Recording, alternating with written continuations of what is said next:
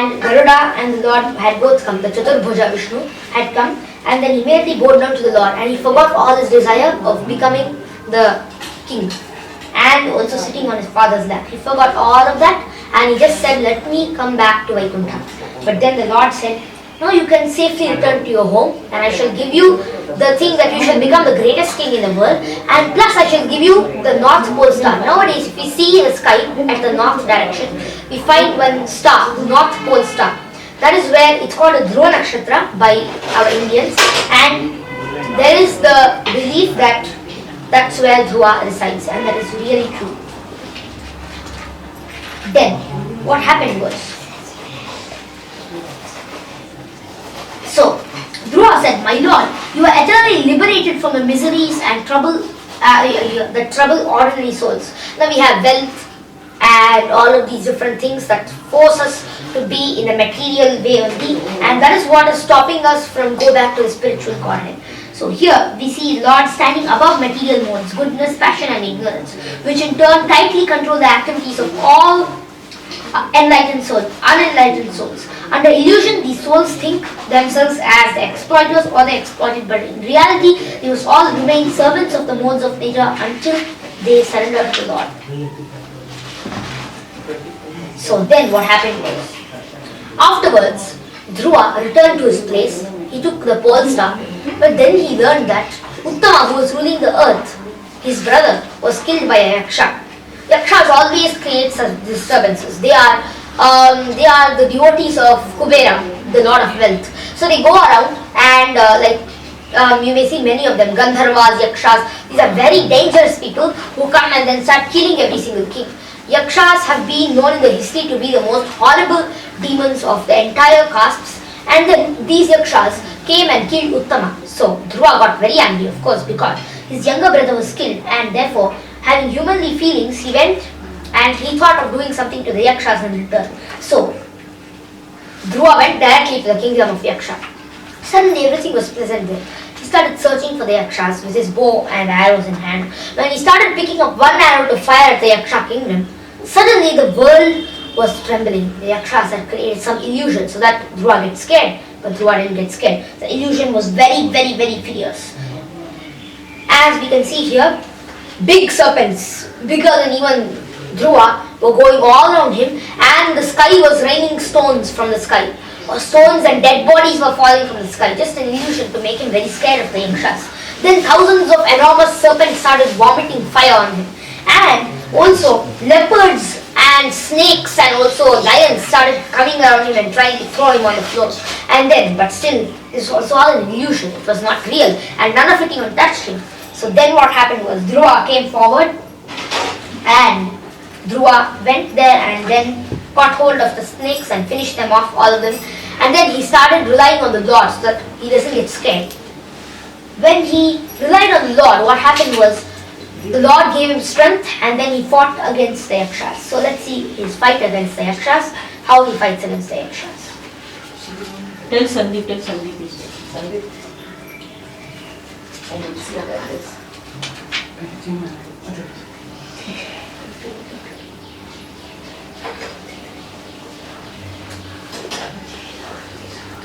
Uttamastvakrudvaho mrigayayam baliyasa hatah punya janenadrau tanmatasya gatim gata.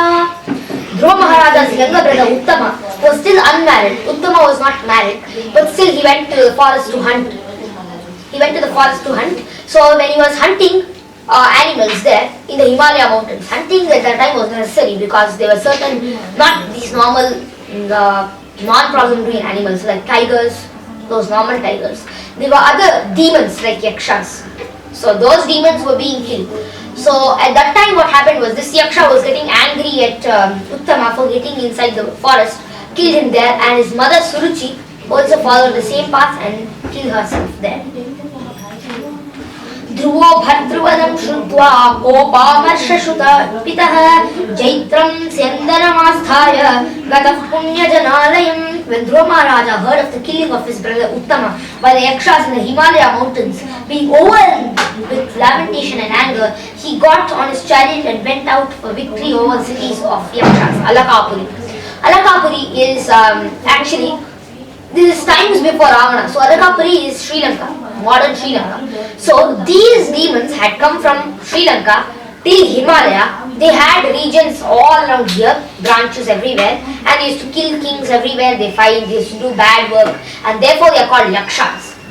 So, the moment they entered the city of Alakapuri, they saw all of these bad works, and then after that, what happened was, all the wives of the Yakshas, knowing that Dhruva was a great saint, they immediately got very scared of Dhruva because they were fearing that Dhruva would kill all their children. So then they were praying to their own deities, the demons and the ghosts. After that, what happened was, just like serpents who cannot tolerate being trampled upon anyone's feet, Yakshas, being intolerant of the wonderful promise of Dhruva Maharaja, threw twice as many arrows, 6 from each of their soldiers, and thus they valiantly exhibited their prowess. So each one of their records have been closely said by the Puranas and the Shastras exactly in the same manner. And then the arrows, 6 from each of the soldiers, twice and 6. So how many soldiers they have? The Yaksha soldiers were 130,000 strong. Exactly. So how many soldiers sent? How many arrows sent? If there were 6 by each, more than 6,90,000. 13 times 6 is 78, no? Yeah, okay, fine. So okay, 78 lakhs, no? 7 lakh 80. Okay. 7,80,000 arrows were thrown at Dhruva. Dhruva was alone. He had not taken his army. So if so many arrows were shot against him, along with parikhas or iron bludgeons or big iron weapons, nishtrimas, swords, prasashudas, tridents, sarashwadhas, lances, shaktis, pikes, krishtis and spears, and bhushundi weapons. Bhushundi, we don't know what it is.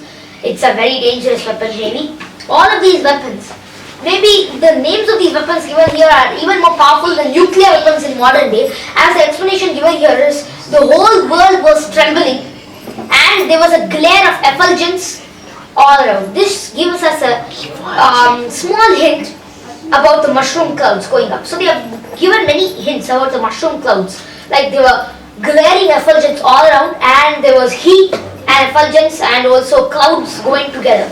This means they were mushroom clouds, and these weapons were nothing but nuclear weapons. So Indians were the first to invent nuclear weapons. And next, all the siddhas from the higher planetary systems were observing the fight from the sky, and when they saw that Dhruva Maharaja had been covered by the incessant arrows of the enemy, they roared tumultuously. The grandson of Manu, Dhruva, is now lost. They cried that Dhruva Maharaja was just like the sun, and now that he had set within the ocean of the Yakshas. Only Dhruva Maharaja and around him 130,000 Yakshas firing at him continuously. The Yakshas, being temporarily victorious, exclaimed that they had conquered Dhruva Maharaja. But meantime, Dhruva's chariot suddenly appeared just as the sun suddenly appears from the foggy mist. We sometimes think that when the sun has gone through the clouds, we feel the sun has gone now, it's time to sleep. Before, when there was no clock or anything like that. So, but afterwards, suddenly when the sun comes back and all the light comes, at that time we know that the sun has come back. At that time what happened was, Dhruva came, and let's see what he does. Dhruva Maharaja's bows and arrows twanged and hissed, causing lamentation in the hearts of the enemies. He began to shoot incessant arrows, shattering all the different weapons just as the blasting wind scatters the assembled clouds in the sky. The great sage Maitreya continued, "My dear Vidura, heads of those who were cut to pieces by the arrows of Dhruva Maharaja were decorated very beautifully with earrings and turbans. The legs of their bodies were beautiful as golden palm trees, and their arms were decorated with golden bracelets and armlets, and on their heads were very many valuable helmets bedecked with gold, and all these ornaments lying on that battlefield were very attractive and could bewilder the mind of a hero." So all the Yakshas were very powerful. Each one of them were adept in the science of defense, and therefore it was very difficult to beat them. But Dhruva Maharaja who was directly the great grandson of Brahma, was very powerful, and therefore he took his arrows and shot it continuously and broke them open and killed all of the yakshas by his arrows. All the remaining yakshas who somehow or the other were not killed had their limbs cut to pieces by the arrows of the great warrior Dhruva Maharaja. They thus began to flee, just as elephants flee when defeated by a lion. Dhruva Maharaja, the best of the human beings, observed that in the great battlefield none of the opposing soldiers were left standing with proper weapons. He then desired to see the city of Alakapuri. But then he said to himself, no one knows the plans of the mystic yakshas. Then in the meantime, while Dhruva Maharaja, doubtful of this mystic enemy, was talking with his charioteer, they heard a tremendous sound, as if the whole ocean were there, and they found that from the sky a great dust storm was coming all over them from all the directions. So that means the yakshas had returned somehow. My dear followers,